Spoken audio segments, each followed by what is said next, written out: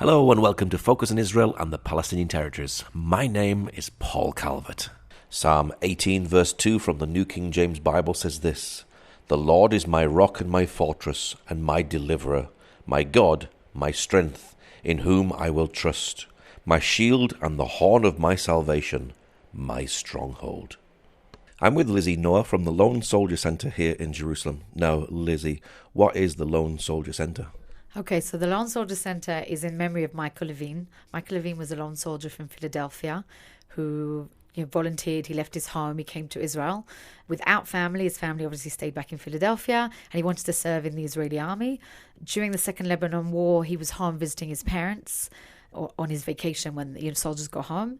And the war escalated, and he decided that he couldn't sit back at home and watch what was going on without being with his troops. So he came back to Israel. He absolutely persuaded his commander to let him go into Lebanon, and unfortunately he was killed. Now, Michael, while he was still alive, he spent his whole life talking to people about how difficult it is to be a lone soldier. When you're an Israeli soldier, when you come home at the weekends, you go home to your parents. They do your laundry, they take care of food, they love you, they support you, they talk to you.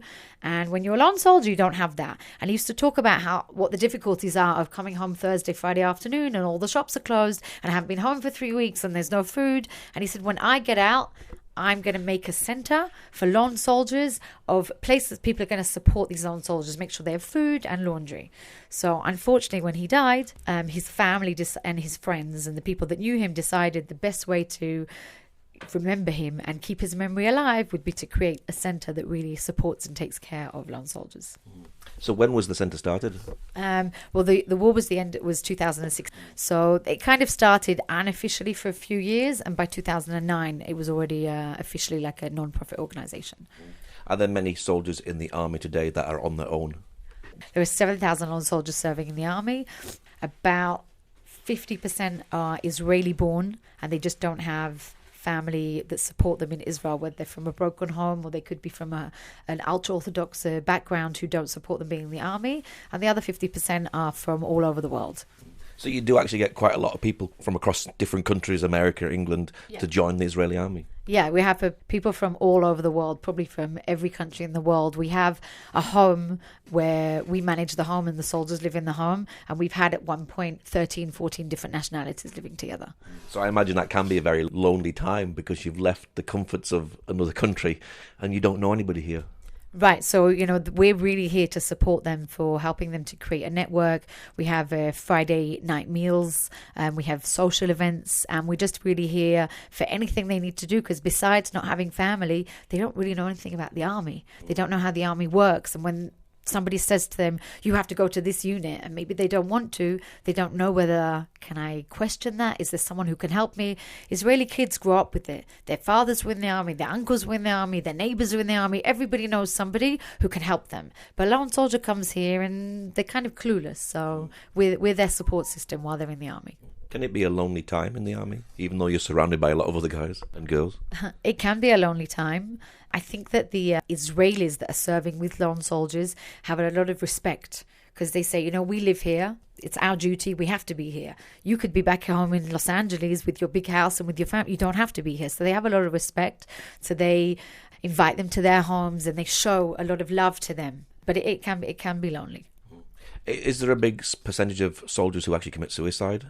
There is generally in the army. I think that some of the lone soldiers that in recent reports have committed suicide hasn't necessarily had anything to do with them being lone soldiers. Are your staff that you work here yourself actually have been soldiers themselves, so they know what a soldier's life is about and what they have to go through? So the majority of the staff here and the founders were lone soldiers, and most of the people that we recruit. I mean, I personally came to Israel. I was too old already to serve in the army, but we do have most lone soldiers that come through the center and get support and help. They want to give back when they finish the army, so they stay as volunteers. So we have hundreds of volunteers who advise and help those lone soldiers. They stay involved even when they're no longer soldiers to help the next generation of lone soldiers. And what sort of projects do you do here at the center? So we have a pre-army program, which is for soldiers who are coming here and they need to physically train, learn about the culture, learn Hebrew, just prepare them really for going to the army. And we have a post-army program to help them when they finish the army, what they're going to do next, and hopefully that they'll stay in Israel and carry on their lives here. And we do Friday night dinners because that's really the time when they come home for the weekend and they haven't had time to go shopping and they don't want to cook or they don't have time. So to really have, not just for the food, but to be able to have a group of 100 lone soldiers together so they can talk to each other and share their experiences, and then they create a network, and then they don't feel alone and they have something to look forward to.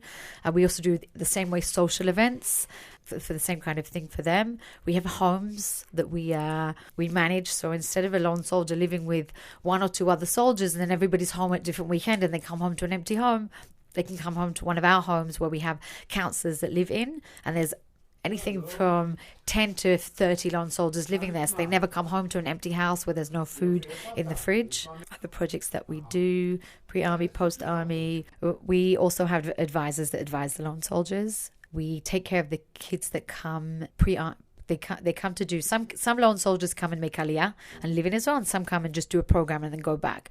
If they do that program, then we take them on hikes to learn the country and really prepare them for being in the army. If they're in the army and they're a lone soldier, do they rent a house out of the army, or do they actually live in the base all the time? Right, so the American army, really, soldiers live on bases and they have everything taken care of, their families live with them. Is in the Israeli army, the army take care of soldiers while they're on base. Once you go off base, they assume your family's going to take care of you. And obviously, lone soldiers here don't have families, so we try to provide all those kinds of things that their family would provide for them. So a place for them to come, a place for them to laundry, homes that they can live in, advice. We're actually also just starting a mental health fund to really offer help and services to soldiers who may be having any kinds of issues. Rather than going to a bad place, they can come here and get some help. Do you have aftercare when they've left the army? Is that important as well?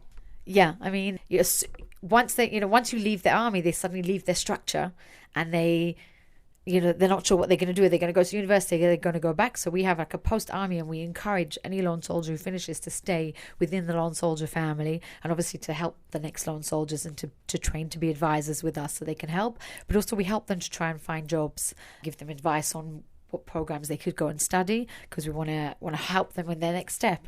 Even the kids that go back to their home, to America or to England, they stay as alumni and they help us.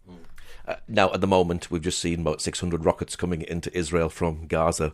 Is this a nervous time for a soldier because they think, well, maybe there's going to be a ground invasion, maybe I'm going to be the one that's going to go into Gaza and have to deal with this problem?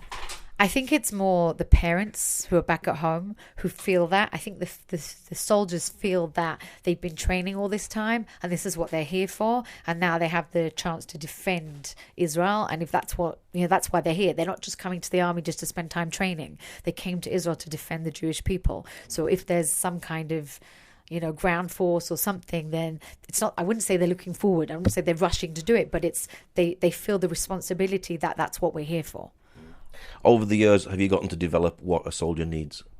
Yeah, I mean, we do about 2 or 3 times a year. We ask the soldiers, what's the most difficult thing about being a lone soldier? What do you need? What can we help you with? And funnily enough, the other week, somebody asked a soldier, what do you need? And he said, no, I'm fine. I don't need anything. The centre provides me what I need. And we said, what do you really need? And he said, I'm actually embarrassed to say I've been wearing the same pair of socks all week. I just don't have enough pairs of socks. So we started a campaign and we reached out to some importers and people, and we're going to get stocks here of things so that the soldiers don't have to be embarrassed. They can just come and take from the cupboards. And we really want them to reach out to us more. So we do these evaluations and we say, what could we do better? What do you think's missing? What do you need? And then we can provide more things. So is there a lot of poverty within some of the soldiers, particularly the ones that have come from abroad? I wouldn't say poverty, because they get paid from the army a double salary from an Israeli soldier. Lone soldiers get extra benefits for being a lone soldier, so they get a rent subsidy, and they get paid for being in the army. And depending if you're a combat soldier, you get paid more. I wouldn't say poverty. It just really would depend how much support they have from home. We did a survey and we asked people, how many of you receive more than $100 a month support from home? And about 60% said they don't. So, us being able to provide them with socks and toiletries and food. We like to have volunteers come in and cook food in the kitchen. So when they come in, they feel like they're home. There's food here for them to eat, like they would if they went home to their house. Mum's in the kitchen. So we try to do that for them, and to have things where they don't need to be embarrassed to say, my parents aren't really supporting me. So I didn't really have the money to buy the extra things I need. So we want to be able to provide them with those things without being embarrassed about it. How many soldiers are you actually helping? And are you just based in Jerusalem or all over the country? So I would say we have maybe 3,000 soldiers of the lone soldiers that come through our doors during the year. We have a center in Tel Aviv. We have a small group of volunteers in Beersheba who have on a Fridays an open house where the soldiers can also come and be fed. And we're in contact with soldiers who are living on kibbutzim in the north and all over. Is the basic thing that they need just love and care? Yeah, I mean, they basically need the love, care and support, because they often have hardships when they don't really realize what it is to be in the army. So they think maybe they're coming and it will be like summer camp, or what. They don't really know how hard it's going to be, or how lonely, or how their parents don't necessarily understand, or they don't want to worry their parents. So if something's going on and they don't want to worry their parents, then who are they going to talk to? So we want them to feel that we're here for that support, that they can come and talk to us. And then we can help them, even if they've had an injury and they don't want to worry their parent. We have a medical team of volunteer doctors who will go and visit, who will go and sit with a soldier in the hospital and say, what do you need? Do you understand what the doctor's saying? What kind of treatment you need? And we also have a fund. If they need to pay for some kind of private care, then we would help them with that as well. Is basic training for a new recruit a shock to the system? I think it can be, which is why we have these pre-army training programs. And some people go for a year before to a training program. But especially we run something called Sevet Mikey, which is like a weekly training program where anyone can sign up and they can do physical training, where we do things through the night, where they have to carry big things on their back. And even if it's raining, we don't cancel it, because that's what happens in the army. We really train them physically as if they're going in the army. And then from that, they can get a sense of what they're really getting themselves into. Are you making a difference? I think we are. Otherwise, we wouldn't be here. We wouldn't be growing. We wouldn't have 100+ lone soldiers coming on Friday nights for dinner. When somebody's injured, they reach out to us and somebody goes to visit them. And I think that we had recently a spa night for the men. We did one for the girls, and the boys said, we want one. We really asked them, what do you need? We had to close registration 2 days before because we had so many people that wanted to come. We had volunteers come in to do massages and facials, and the soldiers really loved it. And they said, when are you doing another one? So I do think that if we weren't making a difference, then, we wouldn't have anyone to take care of. But they come and they keep coming back. And this week we're having a Yom Ha'atzmaut, Independence Day barbecue, which we hope to see as many soldiers that get out of the army with the current situation. We usually get around 1,000 soldiers in Jerusalem and about 600 to 800 in Tel Aviv coming to that barbecue. So they wouldn't come to us if, we wouldn't be here if we weren't making a difference. Do you get soldiers coming back years later just to come and visit? Yeah, we do. I mean, sometimes we have soldiers coming back years later who they want to adopt a soldier maybe, or they want to work for us because they've gone back to university and now they've come back to Israel. People stay in touch with us. And when we had a lone soldier who we have these wristbands that we give out to people, and he got married and he was wearing it. And I said to him, I can't believe you wore it on your wedding day. And he says, I never take it off. The center was my family to me. And, that's what you guys did for me. You were everything to me when I was here in Israel. And that's my family. Why do you do what you do? Personally? Well, I was about 5 years ago in between jobs. I used to work for a research institute and academic college. And I was looking for something different, something that would make me feel good about myself, that I'm helping people. And this place, every day, in some way you're helping someone, whether it's you told somebody the right place to go, or you gave them a pair of socks, or you helped connect them to a doctor that they need to see, or you helped to get them out of the army because they want to go home to see their parents, and the army are being a bit difficult with their bureaucracy. Every day working here, you're doing something good and you're helping someone. And the soldiers are so appreciative that it's just like a really good, feel-good place to work. So what's your prayer for the future of the organisation? I'd like to see it grow so that we have one big building where you can have the offices, and then we can have living where they all live close by. So they're close by here for everything we need, and then we can really provide them with everything that they need and not be spread out around different houses around Jerusalem, which we are currently, and that everyone should be safe and that we won't have to need an army to defend us. And what's your website for people who'd like to know more? It's www.lonesoldiercenter.com. Okay, Lizzy, thank you very much. Thank you. If you'd like to know more about our show, you can join us on Facebook. Just look for Focus on Israel-Radio.